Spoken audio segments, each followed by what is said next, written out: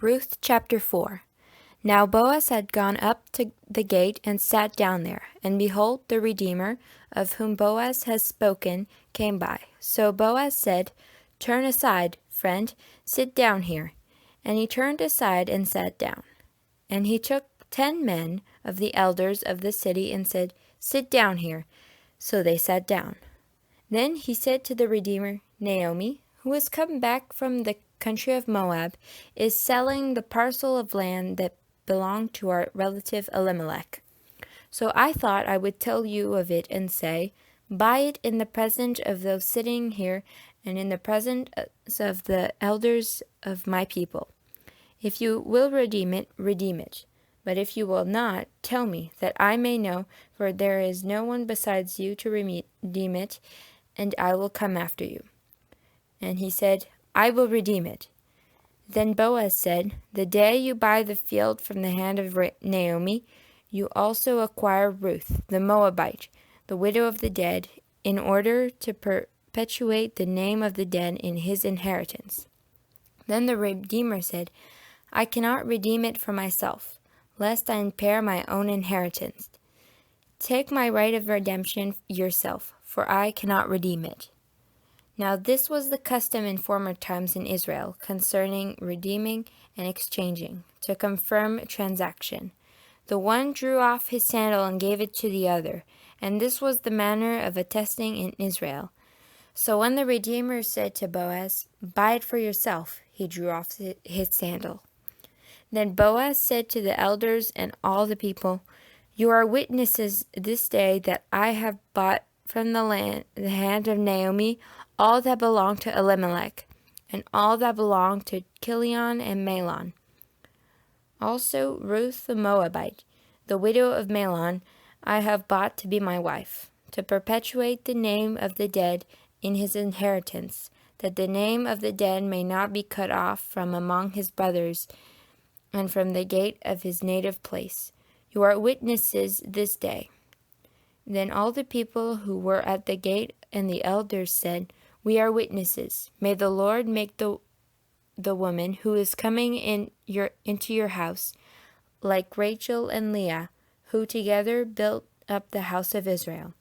May you act worthily in Ephrathah and be renowned in Bethlehem.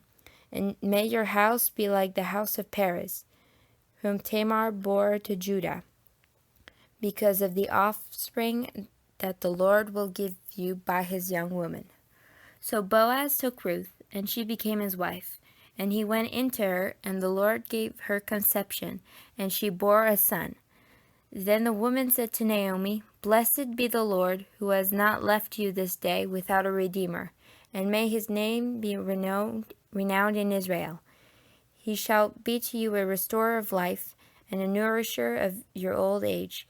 For your daughter-in-law who loves you, who is more to you than 7 sons, have given birth to him. Then Naomi took the child and laid him on her lap and became his nurse. And the woman of the neighborhood gave him a name, saying, A son has been born to Naomi.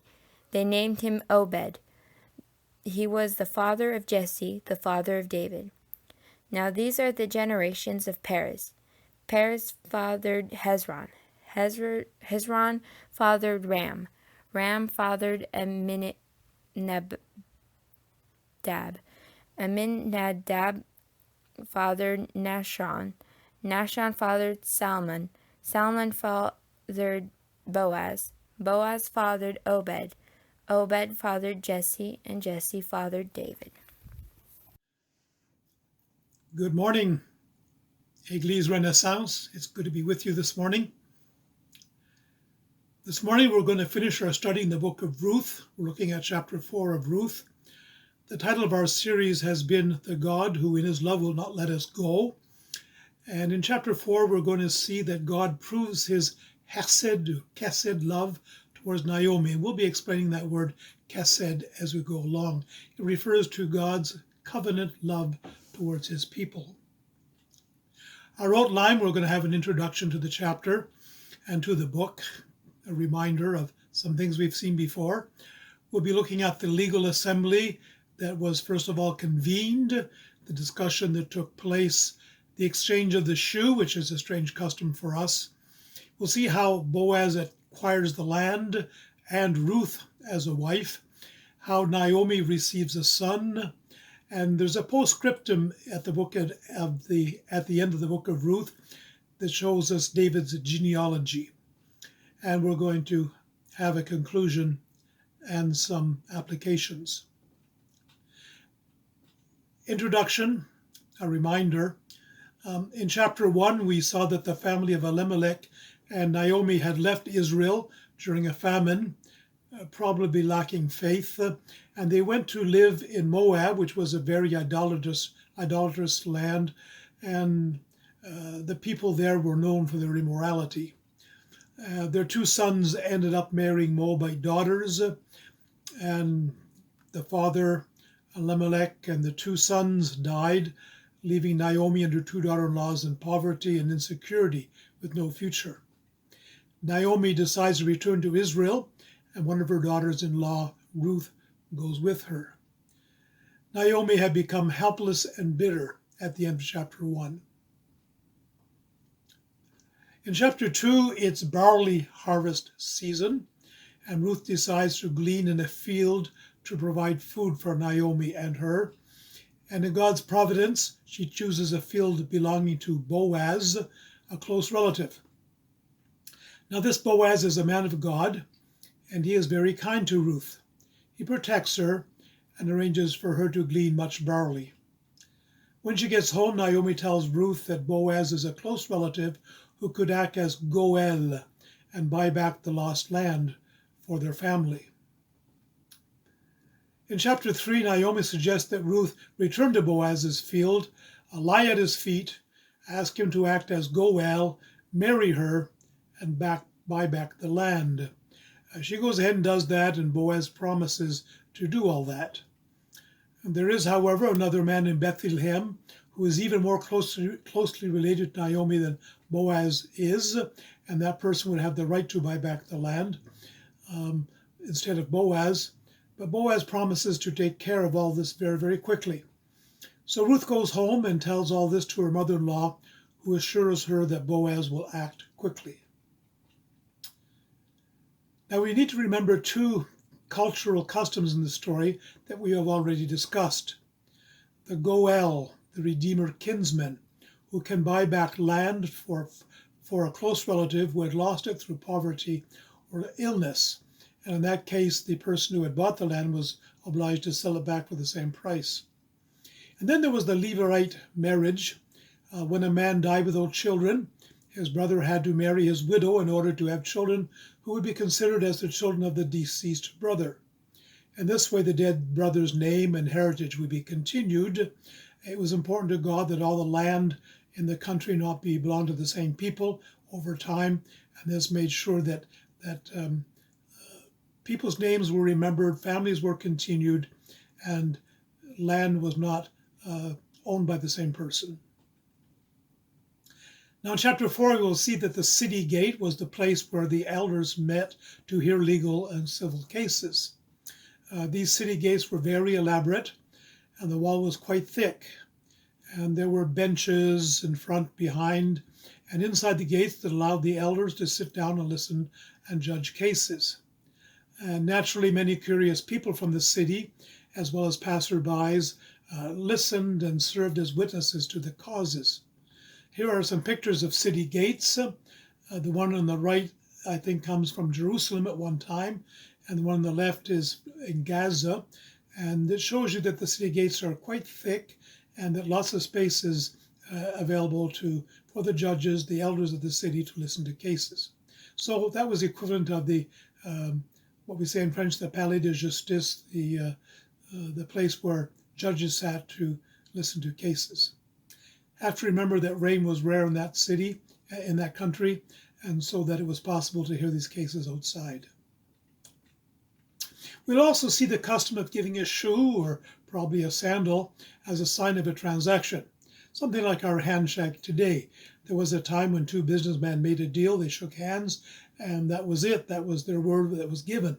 Nowadays, of course, we have to have signed documents by notaries and lawyers.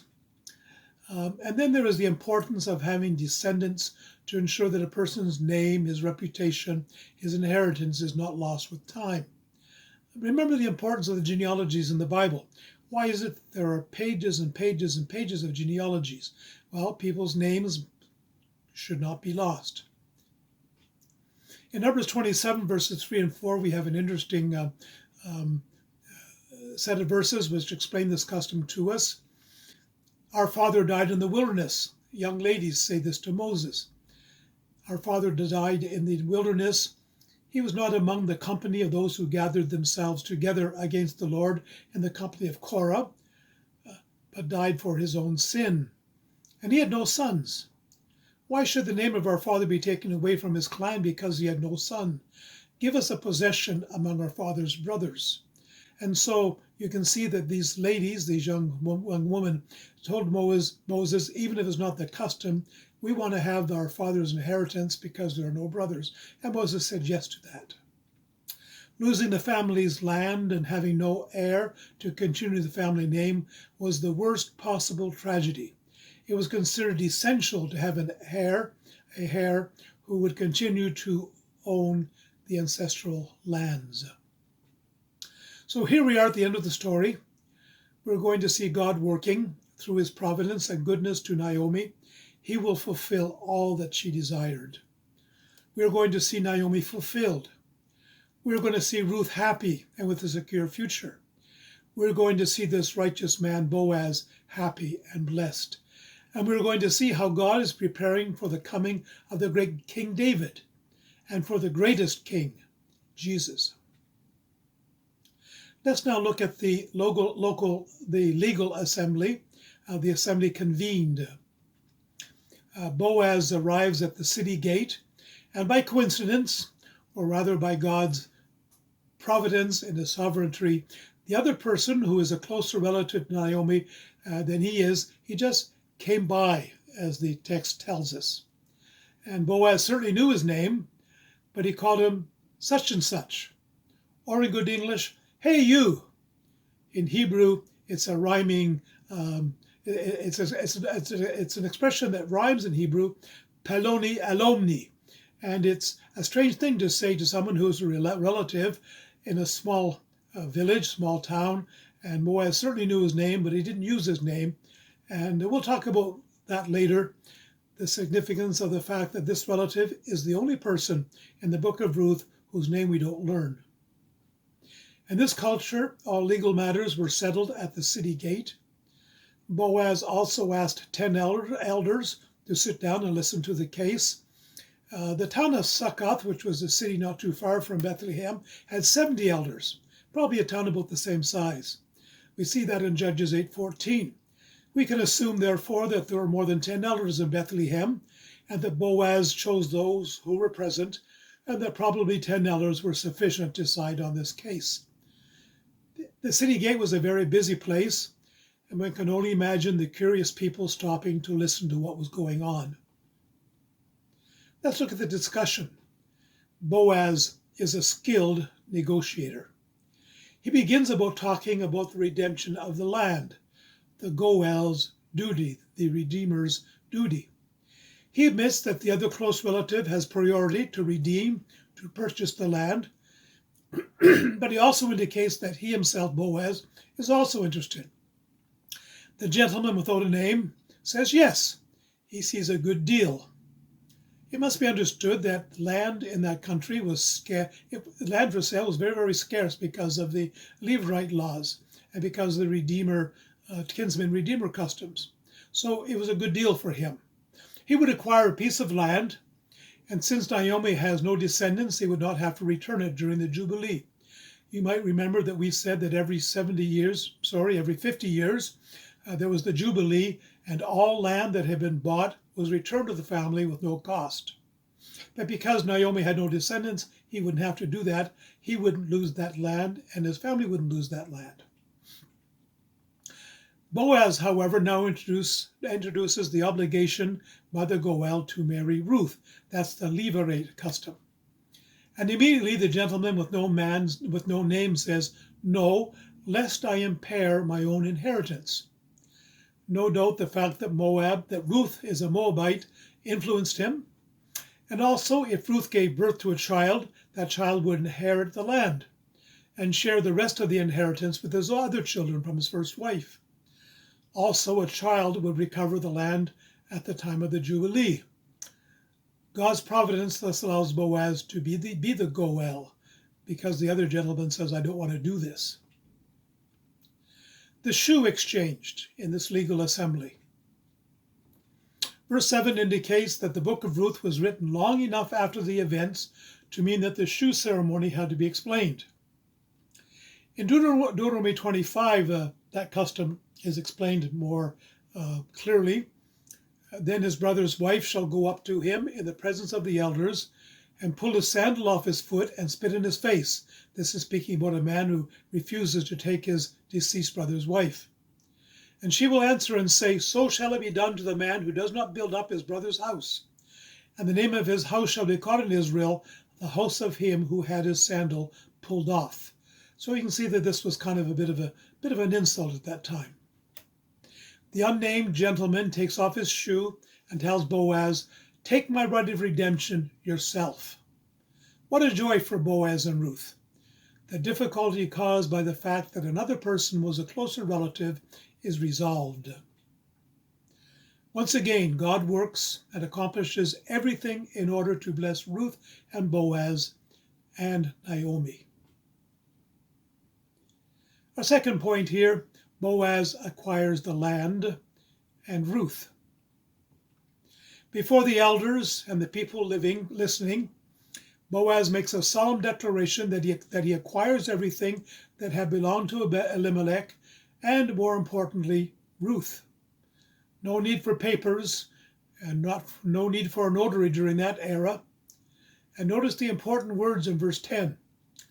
Also, Ruth the Moabite, the widow of Mahlon, that's the son of Naomi and Elimelech. Also, Ruth the Moabite I have bought to be my wife, to perpetuate the name of the dead in his inheritance, that the name of the dead may not be cut off from among his brothers and from the gate of his native place. Once again, we see there the importance of continuing the name, the inheritance of the Jewish people. Instead of rejecting Ruth in the story, the crowd and the elders give her their blessing. They want her to be like Rachel and Leah, Jacob's wives and the mothers of all the tribes of Israel. That's a wonderful blessing. It's hard for us to understand how important Rachel and Leah, Jacob's wife, remember that Jacob's name was changed to Israel, therefore they were Israel's wives, mothers of all the tribes of Israel, and they want Ruth to be blessed like them. They also want her to be blessed like Tamar, who gave the child Perez to Judah. And Perez is several times the great-grandfather of Boaz, and Tamar, like Ruth, was a foreigner, and her husband had died. Her husband's brothers refused to marry her, just as the nameless man had refused to marry Ruth. So this all ties together. Our third point is that Naomi receives a son. This is very surprising. Boaz marries Ruth, and the Lord gives them a son. It is remarkable that Ruth had been married for 10 years to Mahlon without being able to have children. Once again, God works to bless them. The verse tells us, and the Lord gave her conception, and she bore a son. Something like a miraculous conception, like Sarah, like Leah. But notice that when the women rejoice and bless the Lord, they consider him to be Naomi's child, the grandmother's child. Verse 14. What a beautiful picture in verse 16. It tells us that Naomi took the child and laid him on her lap, and she became his nurse. Naomi had no grandchildren. She had nobody to carry on the family name, no one to support her.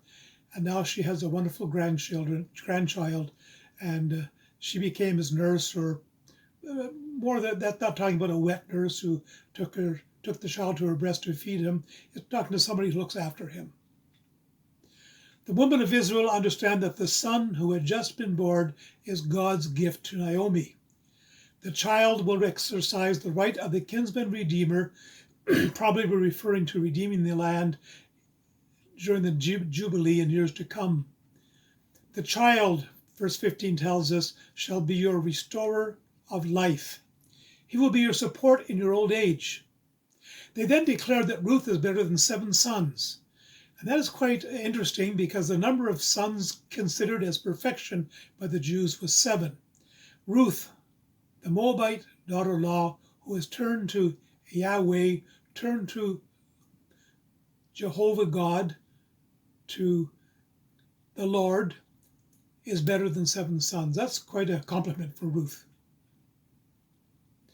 Let's look at the postscriptum, David's genealogy. Notice that there are 10 people listed in the genealogy. That's very, very common in genealogies in the Bible. And the writer probably skipped generations. The Hebrew word for begotten in these genealogies sometimes refers to a grandson as well as possibly a son. So probably the writer skipped generations, perhaps the people who were not faithful, people less important. And notice that Boaz is the 7th person in the genealogy. That's a place of honor. 7 is the number of perfection in the Old Testament.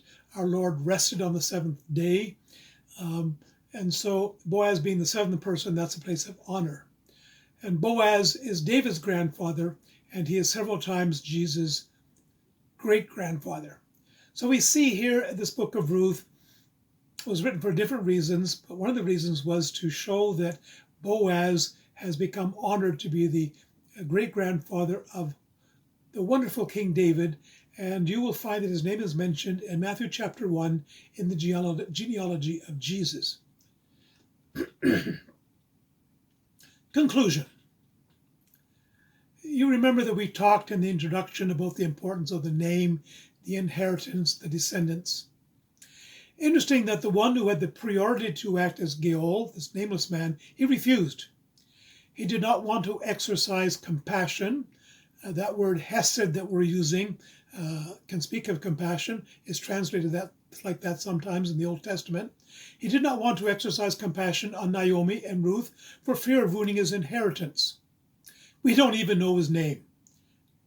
Mr. Hey You, the only person in this story whose name we do not know. That's significant. Boaz took the risk. He loved Ruth. He was very generous, and he showed much compassion, much chesed love.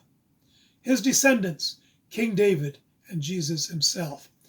We told you in the introduction that one of the pillars in the temple was named Boaz. It's not always easy to do good to others. Boaz had to face serious obstacles. It cost him time during the very busy harvest season. It cost him a lot of money to invest in redeeming the land. He had to take risks, but he paid the price. He made the necessary effort to do good to Naomi and to Ruth, and the rewards he received were enormous. In chapter 1, Naomi was helpless, hopeless, and bitter. She had no husband, no son, no grandchildren, no way to secure her future. She simply took a step in the right direction by returning to her city, to the people of God. When the story ends, we find her with a great son-in-law, Boaz, a baby in her arms, and a wonderful future ahead of her. The women of Bethlehem sing her praises and bless her. This story reminds us of God's faithfulness. God demonstrated his sovereignty and his providence to two poor and helpless women. My favorite word in the Bible is chesed, God's faithful love for his people with whom he has made a covenant. Just as God demonstrated his chesed to these 2 women through Boaz, God has demonstrated his chesed love to us through our great Goel, Jesus Christ. May the Lord make each one of us into generous people, willing to pay the price for doing good to those who are in need. Perhaps this morning you are in a situation similar to Naomi's situation. Perhaps you are living through difficult circumstances and you have little or no hope. Perhaps you are a victim of other people's circumstances and actions. Perhaps you are suffering the results of disobedience in your own life. Today, take this first step towards God. God is waiting to do good for you, to demonstrate his chesed love towards you. Well, this COVID-19 virus is still going on. Our lives are being changed. Our church life is being changed. Looks like we're going to be wearing masks in public, and we're not sure how it's all going to end.